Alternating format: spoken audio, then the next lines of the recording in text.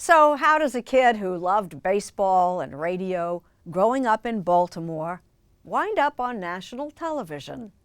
Rita Braver can explain. Here it is, right here. Nature's cooling system, the great American elm tree. Whether describing a national treasure or deploring the plight of the homeless. Being cold is not an abstraction, but a reality you can feel in your bones. And the only thing that matters is to escape from the cold. And now. You know what this is, of course. Charles Osgood always wanted us to take a closer look. Let's see if he's there. You rang? And maybe in some cases to be angry or amused or sort of shake your head about this crazy world. And by the way, it is a crazy world.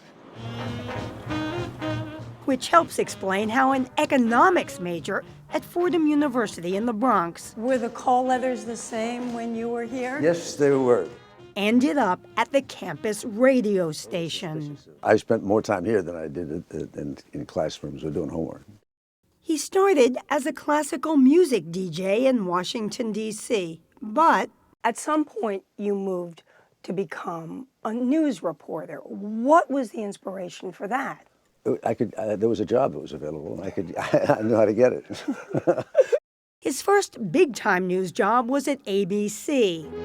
Good morning, this is Charles Osgood, News Radio 88. Then in 1967, he joined WCBS Radio in New York. Well, today, Mrs. Martin is the proud possessor of a plant that towers like Jack's beanstalk, looks like a tomato plant, and is nicknamed Fred. His distinctive style soon landed him a job at the CBS network. The Osgood File. This is Charles Osgood. And in 1971, he launched one of the longest-running features in radio history, what came to be known as the Osgood File. Edward R. Murrow sure knew how to use his voice on the radio. Several stories a day in 2-minute segments that are surprisingly complex to craft. See you on the radio. I say that every week. A peculiar phrase, some people think, for anyone to speak. I've got a piece of mail or two up on my office shelf complaining that this sentence seems to contradict itself. Short words, short sentences, short paragraphs. There's nothing that can't be improved by making it shorter and better. When the idea of television was presented to you, was that exciting for you or foreboding? It scared me to death. It just about scared me to death. Good evening. Time's running out to get the hostage crisis. In fact, the first time he anchored a broadcast, he got some constructive criticism from the legendary Mike Wallace.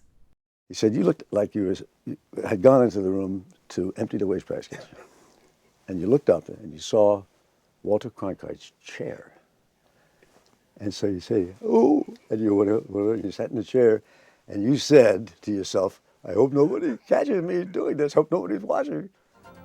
But soon he realized Good evening, I'm Charles Osgood. he just needed to be himself on camera. It takes two to tango, but more than two to make for any kind of peace in the Middle East. It's important that the audience be comfortable, and they won't be if you're not comfortable. In 1994, Charles Osgood took over Sunday Morning from the venerable Charles Kuralt. Good morning. I'm Charles Osgood, and this is Sunday Morning. I know it sounds strange to me, too, but here we are. You've got to know that the audience came to not just accept you, but to really be very fond of you. What was that like as you started to realize that? Well, I think if you do something every week and if you show up in their homes, then they get to know you. You know, they're not even surprised when you knock on the door and say, may I come in? We have actors and artists, not just politicians. Over the years, Charles Osgood took us to Cuba, explored American architectural landmarks, even served up Thanksgiving dinner. Our Sunday mornings are filled with such things. We have In the process, helping Sunday Morning earn multiple Emmys for Outstanding Morning Program. Through it all, he followed his own wise counsel. Before your working years are through, I hope whatever work you do makes you happy, makes you smile. You may be at it quite a while. The feeling is not